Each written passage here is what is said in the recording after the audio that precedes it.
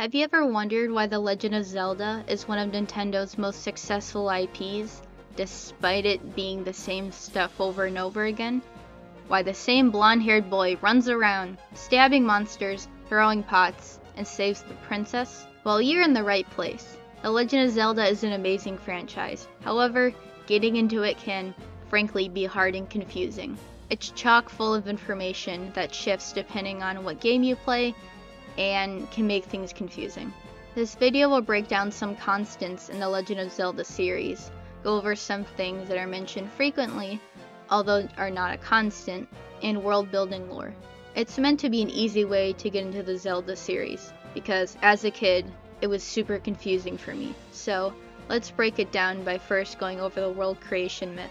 So the Legend of Zelda games takes place in a world that was created by 3 golden goddesses. There is Din, the goddess of power, Nehru, the goddess of wisdom, and Furor, the goddess of courage. They each have colors representing them being red, blue, and green respectively, and each have different powers to them, and are in charge of different things. Din created the earth, Nehru put wisdom into the land, and Furor produced all life forms. The 3 golden goddesses then decided to dip, and in their wake left behind a super powerful relic called the Triforce, with each part representing a different goddess. They left the Triforce in the sacred realm to be protected by the goddess Hylia, who is the main deity that the Hylians worship. She is the protector of the Hylians, who are basically the humans and the default of this world. And they also guard the Triforce. And Hylia also guards the Triforce. However, the Triforce is fickle, as it grants power to anyone who wields it. It doesn't judge if you're good or evil, just gives you a piece that best represents you. There is also a second very important trio that we see much more often, that being Princess Zelda, Link the hero of Hyrule, and Ganondorf the Demon King. Let's look at Ganondorf first. Ganondorf has the spirit of the Demon King, who originally was called Demise. He rose from the earth through a fissure with an army of demons and wanted to take power of the Triforce for himself. After a long war, he eventually was sealed away by the goddess Hylia. Before he was sealed away, he uttered a curse that said, "Those like you, those who share the blood of the goddess and the spirit of the hero, they are eternally bound to this curse. An incarnation of my hatred shall forever follow your kind, dooming them to wander a lonesome sea of darkness for all time." This is the catalyst which starts the reincarnation of Zelda, Ganondorf, and Link. The goddess Hylia realized that she cannot wield the power of the Triforce herself, as only mortals can do that. So she sacrificed her immortality in order to be reincarnated as a mortal. Who is that reincarnation? Princess Zelda. Her family line has the blood of the goddess, and by tradition, every daughter born into the Hyrulean family is named Zelda, after the first Zelda, which we first see in Skyward Sword. Now Link is an interesting case, as the first Link was the one we see in Skyward Sword. Every time one of Demise's reincarnations shows up, basically, another Link spawns in so he can kill him, and they can have temporary peace. But remember, this curse is everlasting, and it will never stop. So we will continue to have these 3 souls be reincarnated for all time. A little confusing, I know, but some constants are that Ganondorf is always a Gerudo, Zelda is always the Princess of Hyrule, and Link is always a Hylian and has some type of blonde hair. Now that we have that covered, let's go over into what makes the game, well, a game. Game mechanics.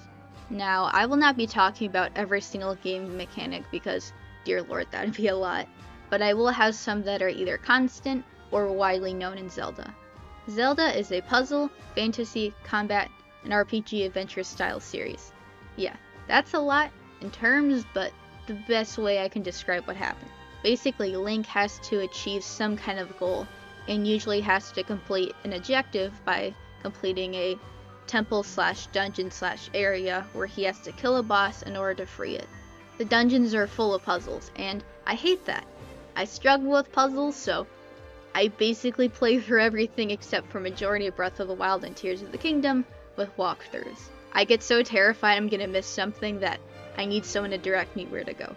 And it's just not one dungeon, it's many dungeons, where usually you will traverse to a different part of Hyrule and interact with a different species. This isn't always true, as we do have games that take place outside of Hyrule, with being Termina and Majora's Mask, Lorule and A Link Between Worlds, and the Oracle games. Link has to fight many monsters along the way, and it's helpful for him to have equipment to make the task easier.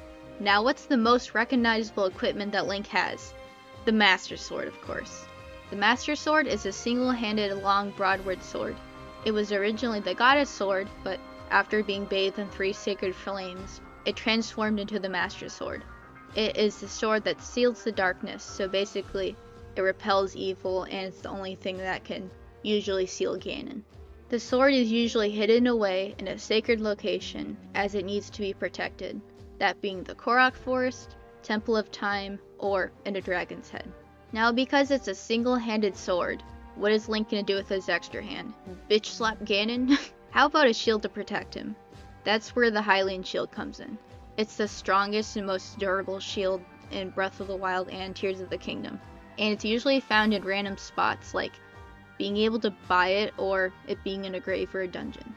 These two are important for the Z targeting system, which allows you to target on a single enemy, be able to parry them and attack with ease. Link also has other equipment that we see every so often, like the hook shot, which basically works like a grappling hook, a bow, bombs, boomerang, potions to help him heal or restore mana, and fairies who will keep him from dying by filling all of his hearts just before he drops dead. Speaking of hearts, he gets stronger by gaining heart containers. They are found all across Hyrule, and 4 make a whole heart. They are very important to gameplay, and don't miss those. An easy way to traverse the landscape in Zelda usually is with the help of Epona, which is Link's horse. In Wind Waker, you traverse mainly by a boat, and Breath of the Wild / Tears of the Kingdom, there are a variety of ways, as these games are open world.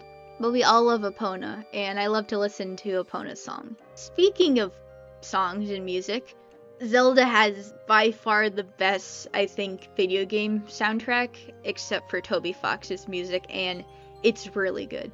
In some Zelda games, you have to achieve goals by playing certain songs, most famously the Ocarina of Time and, well, the game Ocarina of Time.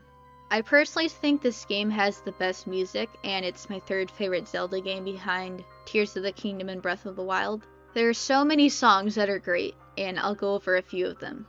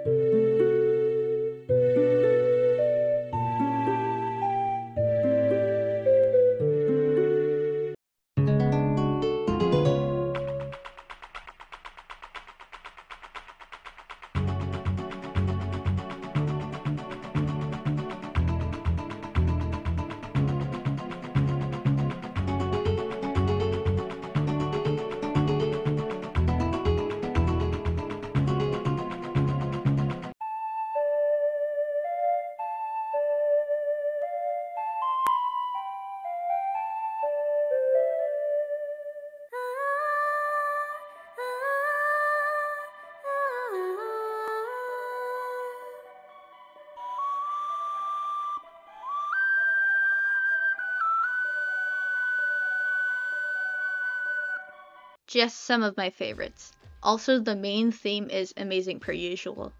Anyway, remember the different species I mentioned earlier? They're a huge part of the world building, so I'll go over each species and region we typically see. More common enemy species will not be included, just the ones that are sentient and have brain cells, and we'll also talk about some important characters from each species. Let's go over the first group we typically see. These are Hylians. They're basically humans with pointed elf ears, so they can hear the gods. They don't have any kind of magical traits except being the goddess's chosen people, but they are kind of the default in your protagonist's species essentially. They can have all types of human hair colors and eye colors, and the most important ones are Zelda and Link. Now let's look at a subclass within the Hylian species, a tribe of shadow folk called the Sheikah. The Sheikah are a tribe who serve and protect the royal family from the shadows. They are able to do magic, often full of researchers, and are extremely smart and good in combat, and generally have a Japanese/ninja aesthetic to them. They usually live in Kakariko village, which, depending on which part of Hyrule history, the Sheikah could be almost extinct like in Ocarina of Time, or thriving well in Breath of the Wild/Tears of the Kingdom. The Sheikah tend to do the dirty work for the Hyrulean family, like how during the Hyrulean Civil War, they would carry out assassinations, torture, and they would be spies. The public doesn't know about this, as in Ocarina of Time, basically Impa is the only surviving Sheikah that we see here. Sheikah usually have white hair and red eyes, however, this isn't always the case, as seen with the newer games. This is a great example, as Impa has many variations of her throughout Hyrule history, and is always of Sheikah descent. Impa is usually the caretaker of Zelda, as appointed by the Hyrulean royal family, and is Zelda's attendant. Sheikah also sport the pointed ears like Hylians, but they have longer than average Hylian lifespans. Not as long as the Zora though, so let's talk about them. The Zora are a species of fish people who usually are divided into two groups, that being the River Zora and the Sea Zora. They have gills, fins, tails, and look like if Ariel went 100% fish and not 50% fish. Zora usually live in Zora's domain, which is located in the Lanayru region, which is the easternmost region of Hyrule and many of the games. They are able to breathe in water, above water, and can use water to attack foes. They also can swim up waterfalls, as we see Sidon do. So here is probably the most adored Zora out of the entire Zelda series, which is Prince Sidon. He's personally my favorite. He's really charming and cute, he's smart, and he feels like a golden retriever who's really fun. And he's your companion for the Zora sections of Breath of the Wild and also Tears of the Kingdom. He's also the new Zora King, Sage of Water, and the younger brother of the champion Mipha. Mipha was the Zora champion and pilot of the Divine Beast Ruta.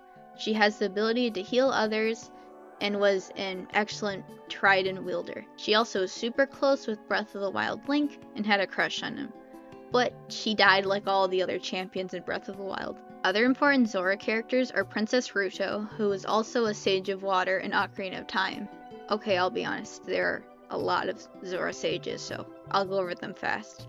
So yeah, Princess Ruto in Ocarina of Time, Auron in A Link Between Worlds, Sidon in Tears of the Kingdom, and Luruto, but who is the Sage of Earth, not Water, in Wind Waker. Yeah, the Zora are very important. Their symbol is also the sapphire, which also is similar to the symbol of the goddess Nehru. Now let's go a little north to the volcanic hot region of Hyrule, Eldin. Eldin is home to the Death Mountain and the Goron tribe. They're basically sentient boulders of all presumably male gender. They are strong and also closely connected to the earth and fire. So connected to the earth that they eat rocks and drink lava. Their symbol is the Goron Ruby, which is the fire's spiritual stone in Ocarina of Time. They are known for their immense strength, courage, intelligence, although they may look a little dopey, and also skill. The most notable Gorons are the chief of the Gorons and Sage of Fire in Ocarina of Time named Darunia, the champion of the Gorons Daruk, who had the power to make a full body shield in Breath of the Wild, and was the pilot of Divine Beast Rudania, and Yunobo, Daruk's direct descendant, and is the Sage of Fire in Tears of the Kingdom. Now let's head south or west depending on which game you are. Honestly, the forest region moves a lot and changes names frequently. The forest inhabits different species depending on the game and time, so I'll go over the main ones. The first four are less prevalent of the forest dweller species. The first ones are the Dekus. They are little shrub creatures who can either be chill and enjoy doing business, or can be evil and assist Ganon. They're also seen in the Minish Cap, Ocarina of Time, Majora's Mask, Oracle of Seasons, Oracle of Ages, Four Swords Adventure, and they don't appear at all in the Win or Downfall timeline, only the Child timeline. The most notable Dekus are the Deku King, the Deku Princess, the Deku Butler, and Business Scrubs, and also the Deku Butler's son. All these characters are seen within Termina and Majora's Mask, and the Deku have basically unified and developed into a society with a ruling king. The king, the princess, the butler are all important for progression of the story, but the Deku Butler's son is a different case. In Majora's Mask, once Link arrives in Termina, he gets cursed by the Skull Kid and gets turned into a Deku Scrub. We see a Deku-like stump in a platforming area at the start of Majora's Mask. We later on see the Deku Butler sobbing at the feet of the stump. He also mentioned earlier that Link reminded him of his son, and that he didn't understand why his son up and left, and now we know why he didn't come back. The Deku Scrub got its soul stolen in order to become the Deku Mask. Speaking of Majora's Mask, let's take a look at Skull Kid. Skull Kids are a race of children that result from kids getting lost in the Lost Woods. The magic eventually overtakes them and they turn into a Skull Kid. However, if an adult gets lost, they turn into a Stalfos. The most notable is the Skull Kid who ends up stealing and wearing Majora's Mask. Now let's look at the most prominent species. However, they change in appearance over time. The Kokiri are a tribe of children who never age.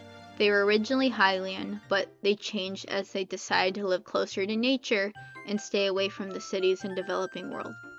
The Kokiri live in the Kokiri Forest, under the protection of the Great Deku Tree. The Kokiri disappear once Ganondorf takes control, and the Great Deku Tree dies in Ocarina of Time. The most notable Kokiri is the Sage of Wind Saria in Ocarina of Time. Kokiri have pointed Hylian ears, wear green, and have blonde hair. The Kokiri transform into the Koroks following the Great Flood. They are so cute and tiny, I just want to strap them onto a torture contraption and potentially crucify them. The most notable Korok is Hetsu, the musician, and Makar, the Sage of Wind and the Wind Waker. Now let's head to the west, to the dry desert region of Hyrule, the Gerudo region. The Gerudo are an all-female warrior tribe. The Gerudo have a male born once every 100 years, and that said male is destined to become their ruling king. When we see Ganondorf, he was that male child that later became the king of the Gerudo.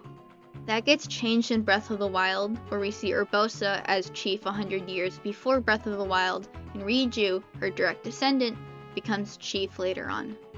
And their appearance usually has darker skin, olive, yellow, or green eyes, fiery red hair, tall, a strong nose, rounded ears earlier in the timelines, while in Breath of the Wild they have pointed like Hylian ears, and depends on the person, but they're often muscular. The Gerudo are fierce warriors, often using scimitars, shields, and spears. A few choice also have the power to wield lightning in battle, like Urbosa and Riju. The most notable Gerudo are Ganondorf, Urbosa, who is the champion of the Gerudo in Breath of the Wild, and also pilot of Divine Beast Von Naboris, and Riju, her direct descendant, chief of the Gerudo in Tears of the Kingdom, and the Sage of Lightning, and Noboru, the Sage of Spirit in Ocarina of Time, and Kantome and Katake, the surrogate mothers of Ganondorf. Now let's head northwest to the Tabantha region, or northeast in Wind Waker. These regions, depending on which place in time, are where the Rito live. The Rito are an anthropomorphic bird people. They appear first in the Wind Waker, looking more human than a bird-like, and in Breath of the Wild, they're just full-on bird. The Rito were originally the Zoras, as seen in the Wind Waker, due to the Great Flood. But the gods decided to nerf the Zoras, as the balance would have been disrupted if one race had an advantage over the other. We know this by Lurito being a Zora and an ancestor of Medley. The Rito are skilled archers and strictly use bows and spears in combat.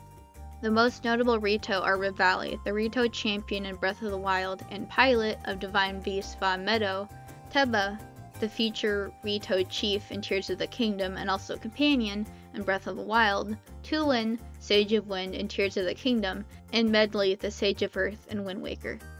These are the races that appear most in Zelda, however I'll go over a few that are still important. Let's talk about the most recent species in the Zelda timeline, the Zonai. The Zonai were an ancient technologically advanced civilization. Originally, the Zonai came from the sky and lived on in the Sky Islands, but later on lived in the Faron region, so middle south of Hyrule, basically a giant rainforest region. They were strong magic wielders and worshipped the dragons. It's not clear, as the timeline with Breath of the Wild and Tears of the Kingdom added is honestly an entire mess, and Nintendo will not give us answers, please do. But the supposed first monarchs of Hyrule, which can mean, like, the new Hyrule after, like, the old one collapsed, as that happened in Spirit Tracks, where it's like, oh, Hyrule fell, we go to a different continent, wow, this is the new Hyrule, so potentially they forgot the old one. It's a mess, but basically the first kingdom in a long time, but, like, who knows? So yeah, basically the first kingdom in a long time. The monarchs consisted of King Rauru, a Zonai, and Queen Sonia, a Hylian. The Zonai are usually furry. I mean, they're tall, with very elongated torsos, gray skin, white hair, and far as we can tell, blue eyes. But we only see two Zonai that are alive, that being King Rauru and Minoru, Rauru's sister, in Sage of Spirit and Tears of the Kingdom. Now let's go over to another species that has connections with the Gerudo and Sheikah, the Twili. The Twili are a race who inhabit the Twilight realm.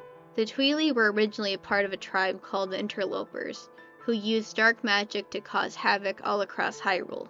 The gods eventually intervened and casted them into the Twilight realm to protect Hyrule. This all takes place in the game Twilight Princess. The most notable Twili are the Princess of Twilight, Midna, and Zant, who tried to basically overthrow Midna and failed miserably. Now time for a race of very small beings, that being the Minish. The Minish are small creatures no bigger than your thumb. They live in the forest, mountains, towns, and the sky. They are anthropomorphic mice with Hylian-like ears and come from the Minish realm. They are responsible for rupees being in grass and other areas of nature. Speaking of, let's now talk about the currency of Hyrule, the rupee. The rupee is a gem that contains magic and come in different colors depending on the amount they represent. As seen on screen, these are the most widely used in terms of color equals this amount across the series. It did change, but this is the most updated as of currently. So this part of the video will be giving much needed context about what the timeline is and how it impacts the entire Zelda story and lore and how it interconnects between other games. So let's go back to the very beginning. So you have Demise show up and be like, hey, I'm gonna cause a problem. Hylia seals him away. And then Skyward Sword, first Link and Zelda show up. And essentially this kind of starts the cycle of the three constant Zelda, Links, and Ganondorfs running around everywhere.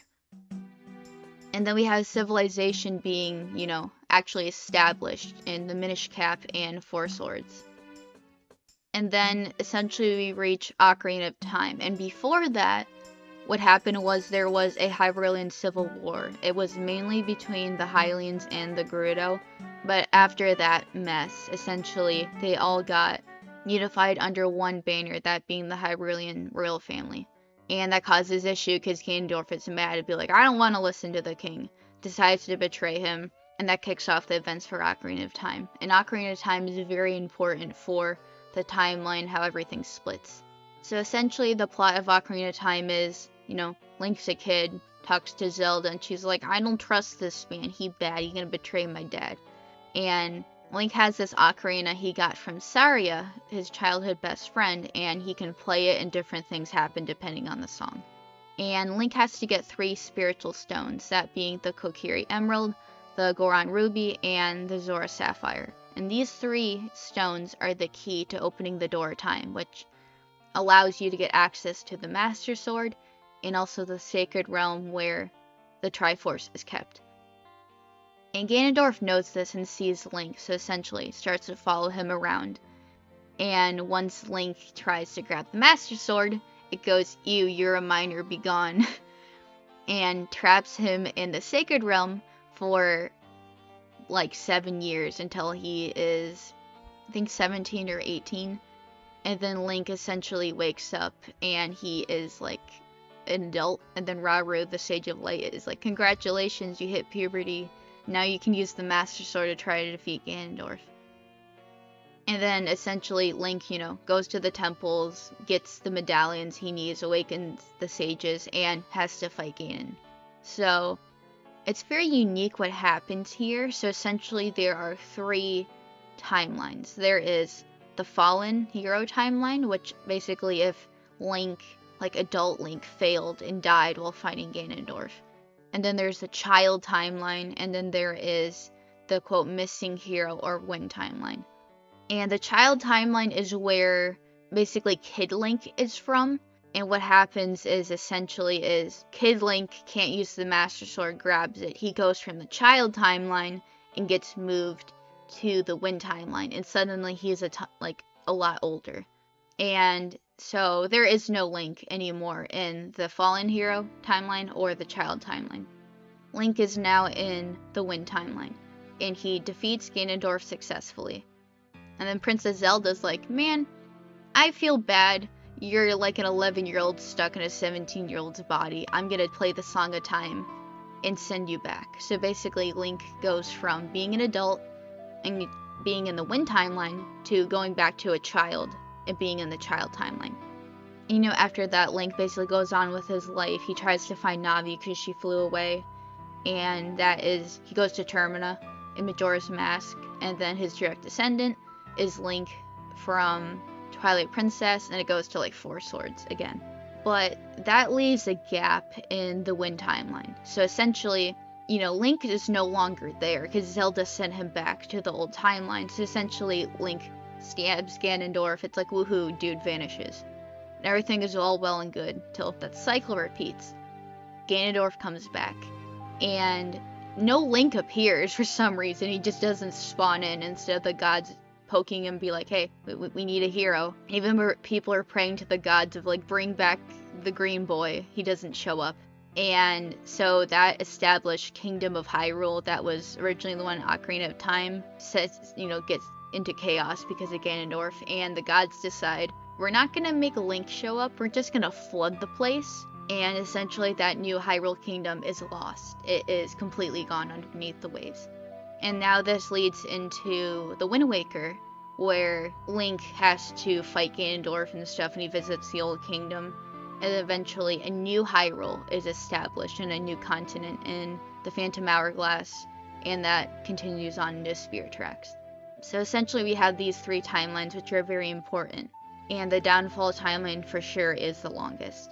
And now we have the unique situation where basically we have Breath of the Wild and Tears of the Kingdom, but they're so far in the future, we don't know where they are, because there's references of specific things that happen in each timeline, like the Dark Beast Ganon getting sealed away in the Downfall, Hero Twilight or whatever being referenced from Twilight Princess in the Child timeline, and then the guy who could master, the wind and everything, and hero of, I don't know, whatever, for the Wind Waker. All 3 specific things that happen at different timelines. And they're all referenced by this one speech that Zelda gives when she is basically making Link a champion in Breath of the Wild. And it's like, okay, so where is Breath of the Wild and Tears of the Kingdom? Because Breath of the Wild and Tears of the Kingdom have a 5 to 7 year gap essentially.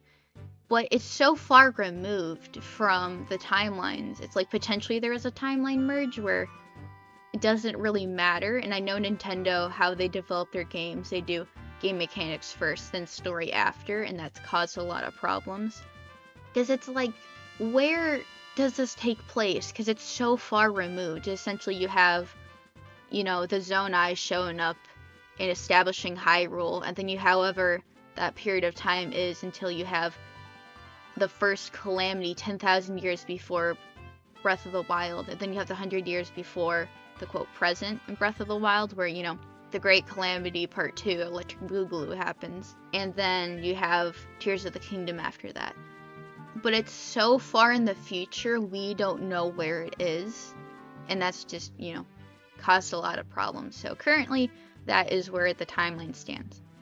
So basically, this reaches the end of the video. I wanted to make this video to kind of as a love letter of how much I love Zelda stuff, because I can talk about it and people will actually listen.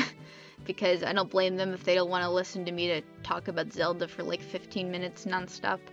And also I wanted it to be kind of an introduction, yes, with some spoilers, but like the important needs to know that are like constant or very important things that get mentioned a lot in Zelda. It's like, if you want to get into this, you should understand what these certain like races are, what their roles are, or this equipment that appears a lot, what rupees are, like why there's a ton of Link, Zeldas, and Ganondorfs running around everywhere. There are a ton of different iterations of them, and it can get confusing, for sure, if, like, you don't know why, like, essentially what created that cycle. If you don't know why, like, why the cycle is created, why there's so many of them. Yeah, basically this is just a kind of introduction to Zelda video I wanted to make, and this is, like, the official end part. Thank you so much for watching. I know this took a lot longer than, like, I meant, because I didn't realize my script would be this long. I did have another video in the works, but I had to scrap it, because my next video is going to be on Husk from Hazbin Hotel, because dude is my Dude is my current, like, massive hyperfixation, and I had, like, a whole video about analyzing the song Loser. However, it got massively copyright striked, and it was, like, fully edited and everything, and I just got fed up. It was ready to release at the end of January, and I was just like, that's it, I'm just gonna make a different video, and I didn't edit for a while. And then now, I have a script about Husk, but it's 13 pages, and I really need to narrow it down, because I shouldn't go over every single interaction. I should just explain why the alcoholic cat gambling man is my favorite, and also why he's suddenly, like, a big fan favorite, like, as well. Partly because, you know, Keith David's voice is absolutely excellent, but also it's Husk's character, so look forward to that. I try to get a video out every 1 to 2 months, sometimes a bit over a month. My editing style, it's like, you know, a lot for images and resources and videos I have to gather, but I'm really glad, like, people seem to be enjoying my videos. The Husk video will be next, for sure. Thank you so much for watching, and I will see you in the next video. Bye-bye.